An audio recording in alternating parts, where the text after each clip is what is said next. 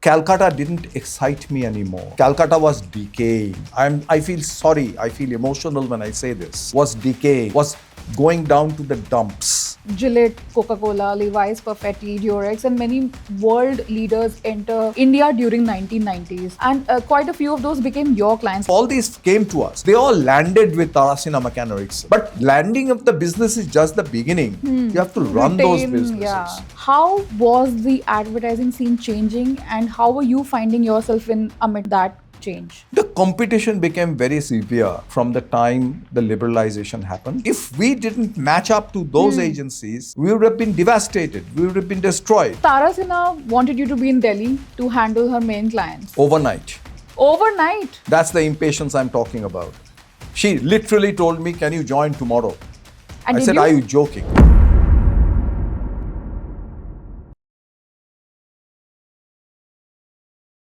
नमस्कार दोस्तों, मैं प्रीति हून इंटरव्यू वाली और आज मेरे गेस्ट एडवर्टाइजिंग की दुनिया के दिग्गज हैं. He is a living legend.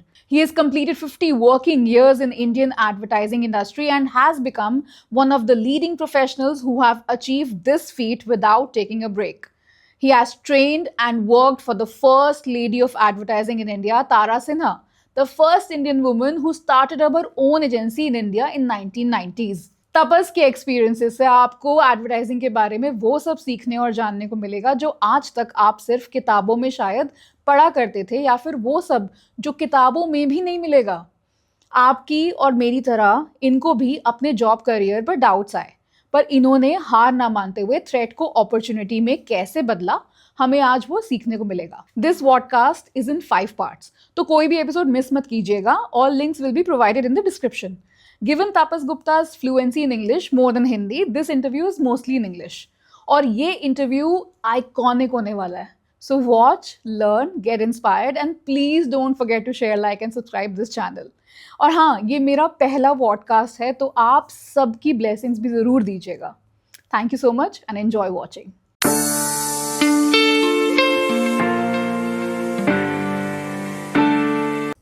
So Tara Sinha wanted you to be in Delhi to handle her main clients. Overnight. Overnight? That's the impatience I'm talking about. She literally told me, "Can you join tomorrow?" And I said, "Are you joking?" No. I joined a week later. Because if she told me, "I'm giving you 7 days time," I would have joined a month later. And if she would have given you more money? She was giving me more money anyways in Delhi. Okay. She was giving me a house. She was giving me a car. House in Calcutta, I had my own. Car she gave me in Calcutta. There she was giving me a high salary, a car, and a house, and all the comforts of life. So 1991. A four-bedroom apartment in Greater Kailash 2 was what she gave me. From the day I landed up there, in those days a rent of about 25,000 rupees, which was humongous rent. Huge. Today it would be nearly a lakh. A lakh, yeah. More than that in fact. So 1991, you came to Delhi and you never went back. I never went back. Why? They say that, you can take the boy out of Calcutta, but not Calcutta out of boy. Am I right? No, nobody has been able to take the Calcutta out of me. Okay. But the boy has left forever.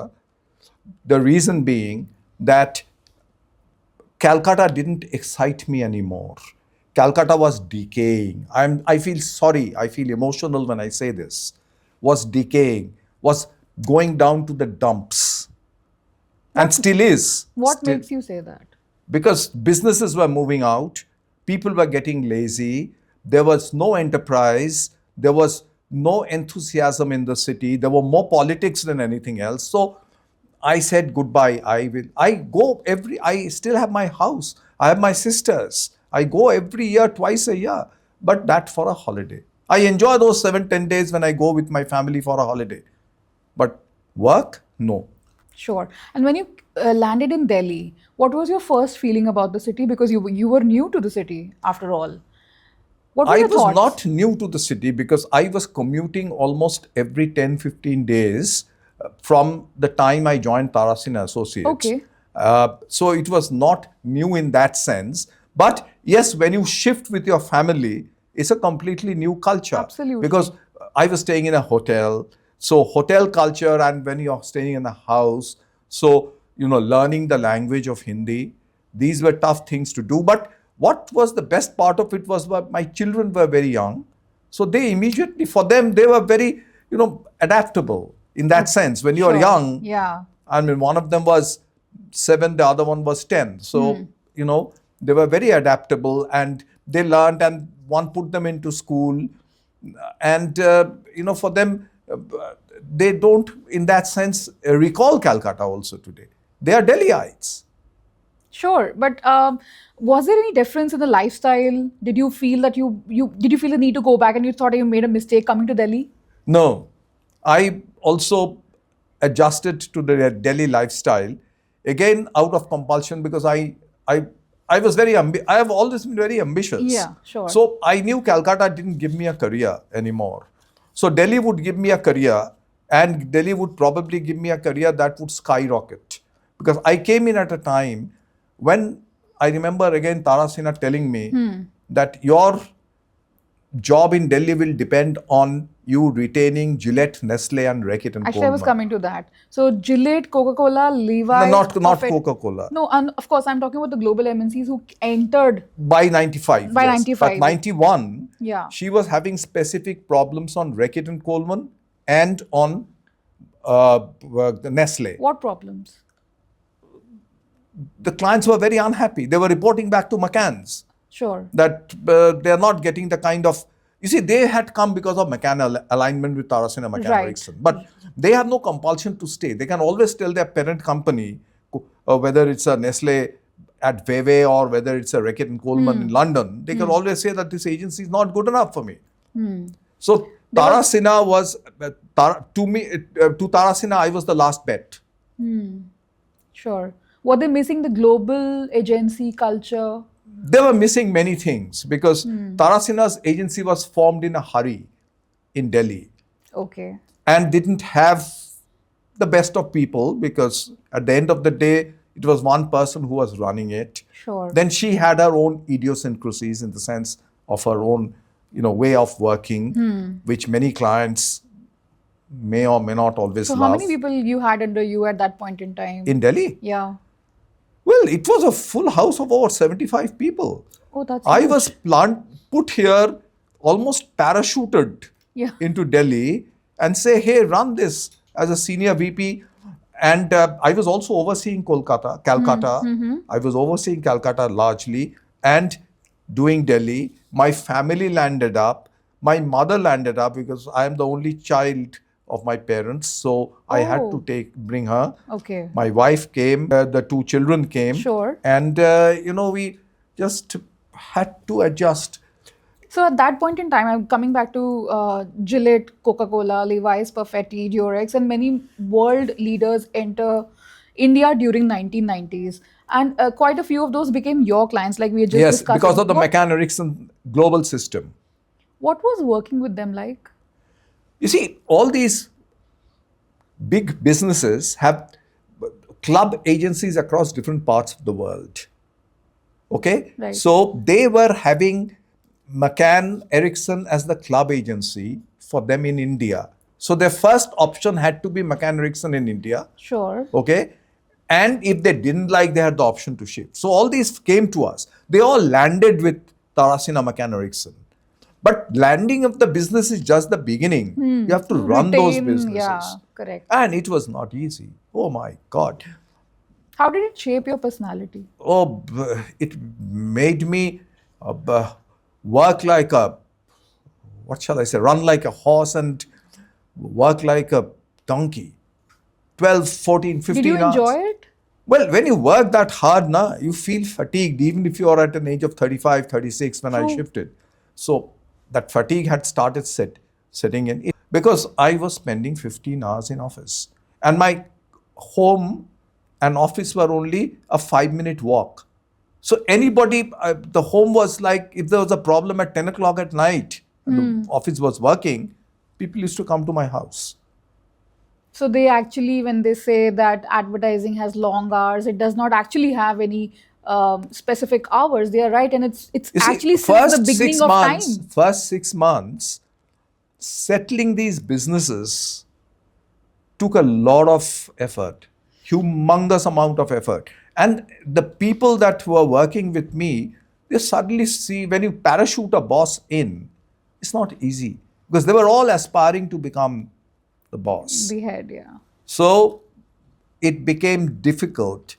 But then I knew that this was my first and last chance. Okay. If I went back to Calcutta or if I looked for a job in Delhi also, I would have had to step down. I was, after Tara Sinha, the second person in command in the Tara Sinha McCann Erickson system. This was also the phase when advertising was transforming during economic liberalization. Can you share more on how the advertising scene was changing? Because there were international agency networks like Havas, Publicis, Dentsu, Saatchi and Saatchi, WNK, BBDO, TBWA. They had entered India, and large agency groups like McCann Erickson, Lintas, Leo Burnett, JWT, YNR, FCB, and they soon became 100% global group-owned agencies in India. How was the advertising scene changing, and how were you finding yourself in amidst that change? The competition became very severe from the time the liberalization happened. The agencies you named were also, some of them were also club agencies of the same client. Like when Coca-Cola talks about a club agency, they don't necessarily mean that it's only McCann Erickson across the world. In some places, they may have a McCann Erickson, some places they may have a Lintas. Therefore, when these people came in, the options for the Nestle's and the Reckitt and Coleman's and the Perfettis opened up. So if we didn't match up to those agencies, we would have been devastated. We would have been destroyed. Did you lose any client? You see, in our business, losing client is as frequent as gaining clients. So, there were some losses I don't remember. For instance, we lost a couple of, not that we lost the entire client. For instance, we used to handle the entire business of Nestle. Then after launching Maggie, a part of the Maggie went to one of the other club agencies. Okay. Similarly, when Gillette came to us, for first two years they worked with us fully with the total brands, sub-brands like 7 O'Clock, Gillette, Presto. Then 7 O'Clock went off to Lintas. So yes, there were some business brands that were going away, but there were some gaining also. Levi's came straight to us. Durex came straight to us. Sure. So these were the businesses. So when you do the balance sheet of these, they even out. So 1996, you became the president and CEO of McCann's first joint venture in India, PSL Universal McCann with M&M. How was that role for you? You see, 1995, Tara Sinha sold and it became McCann Erickson. Correct. Worldwide. McCann Erickson, I was the senior most person in India. Saurabh Mistry was sent from McCann Erickson. He was a very senior guy in McCann Erickson, Toronto. So he was sent in. He was slightly older than me. Saurabh came in to head the India operations. McCann Erickson were also looking for a second agency. So they were talking to Mahindra and Mahindra M&M Group for a collaboration. What they probably found in me was that by that time I had become known as the startup person. Yeah, I was. By that time I was, because they knew I had started up Tara Sinha Associates. Right. They knew that, this guy had started up recast the Delhi office, brought it back to its profitable ways. So he's a turnaround come startup come turnaround person. You like that tag on I you? like that tag. I have no problem. I want to be a Startup specialist. A startup special. I don't have the age anymore for a startup specialization anymore. You've but already been there, done that. You don't need it. It's so they thought that maybe PSL McCann was again like almost starting from a scratch. The only given account was Mahindra and Mahindra's 2-3 cars like Voyager and Armada in those days. So nothing else was. So I had to search across the country for new businesses. And we brought PSL McCann in 2-3 years to a reasonably good, decent size. Sure. What did you learn and unlearn during this time? During the the time when you were in Delhi and handling these clients and losing some, gaining some. During this time, what did you unlearn and what did you learn? Advertising is a business.